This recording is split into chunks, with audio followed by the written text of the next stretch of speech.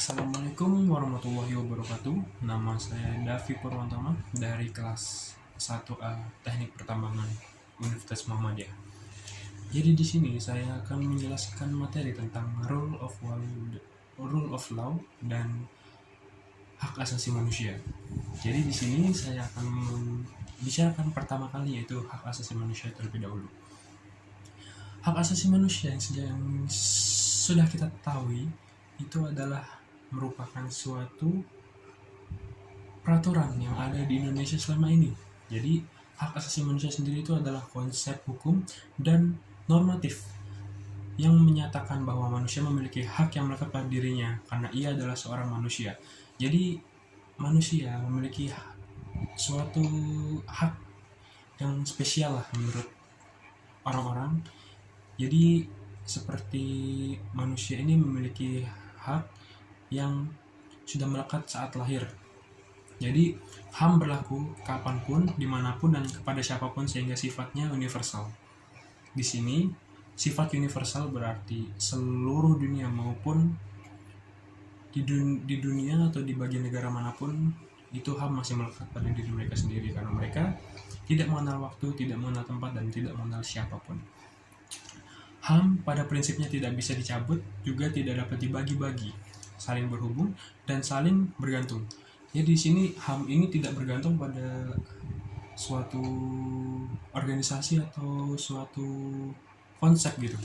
Jadi HAM di sini murni adanya dari dulu hingga sekarang pada manusia karena itu adalah konsep yang telah dijanjikan. Secara konseptual, HAM dapat dianugerahkan secara alamiah oleh alam semesta, Tuhan, atau nalar. Seperti yang tadi saya bilang, konsep HAM itu sudah melekat sejak kita belum lahir ke dunia. Jadi di sini secara nalar, alam semesta itu sudah menetapkan bahwa HAM itu melekat pada manusia itu sendiri dari lahir hingga dia mati. Oke. HAM tersebut dapat dibatasi dengan syarat-syarat tertentu. Di sini HAM itu bisa dibatasi maupun dikurangi atas dasar syarat-syarat tertentu. Jadi tidak bisa asal-asal semena-mena orang-orang itu membatasi atau mengurangi HAM itu tanpa adanya persetujuan dari pihak yang telah melakukan konsep tersebut pada hak hukum di Indonesia, khususnya di Indonesia. Di sini perkembangan pemikiran HAM dari generasi pertama itu totalnya sudah ada 4 kira-kira. Jadi generasi pertama berpendapat bahwa pemikiran HAM hanya berpusat pada bidang hukum dan politik saja. Jadi fokus pemikiran HAM generasi pertama pada bidang hukum dan politik disebabkan oleh dampaknya situasi Perang Dunia Kedua, teritorialisme, dan adanya keinginan negara-negara yang baru mereka untuk menciptakan suatu tertib hukum yang baru. Jadi di sini karena ada Perang Dunia itu menjadi hukum dan politik HAM ini muncul di negara-negara baru karena negara baru ingin negaranya tertib dong tentang hukum, tentang peraturan-peraturan negara. Jadinya ya terbentuklah HAM itu tersebut. Pada generasi kedua, pemikiran HAM tidak hanya menuntut hak yuridis, melainkan juga hak sosial, ekonomi, politik, dan budaya. Di sini negaranya mulai berkembang ya. Jadi pemikiran HAM generasi kedua itu menunjukkan pemerluasan pengertian konsep dan cangkupan hak asasi manusia. Pada masa generasi kedua, hak yuridis kurang mendapat penekanan sehingga terjadi ketidakseimbangan dengan hak sosial dan budaya, hak ekonomi, dan hak politik. Jadi di sini mereka menganggapnya HAM itu tidak seimbang pada bidang tertentu.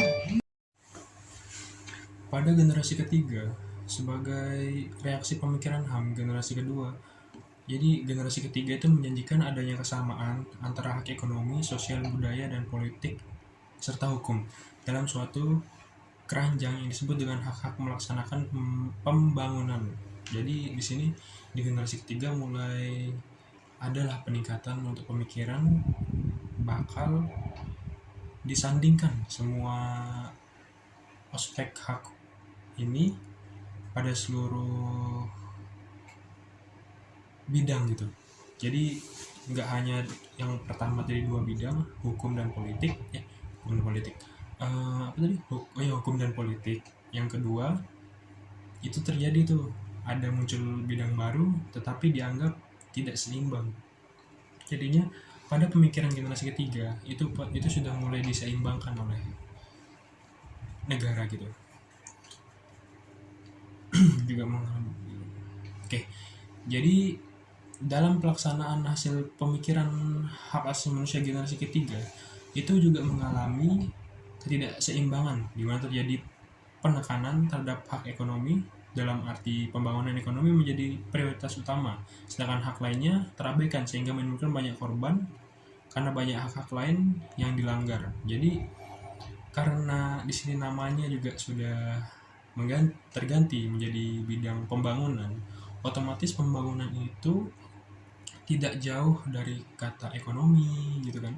Jadi yang awalnya lebih ke politik dan yang kedua muncul baru dan ketiga ada pemikiran untuk menyeimbangkan dan namanya diganti pembangunan. Jadi yang hukum dan politik ini malah semakin merosot gitu. Jadi yang pembangunan ini lebih menonjolkan ke yang ekonomi ya.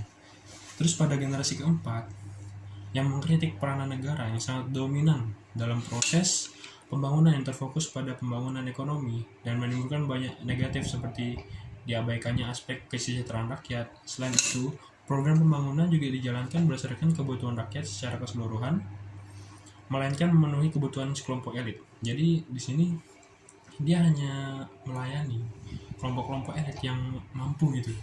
Jadi orang-orang yang tidak mampu, kata lainnya kalangan bawah, itu jadi kayak kurang diperhatikan gitu. Jadi pemikiran HAM generasi keempat dipelopori oleh negara-negara di kawasan Asia pada tahun 1983 ya, melahirkan deklarasi hak asasi manusia yang disebut Declaration of the Basic Duty of Asian People and Government gitu.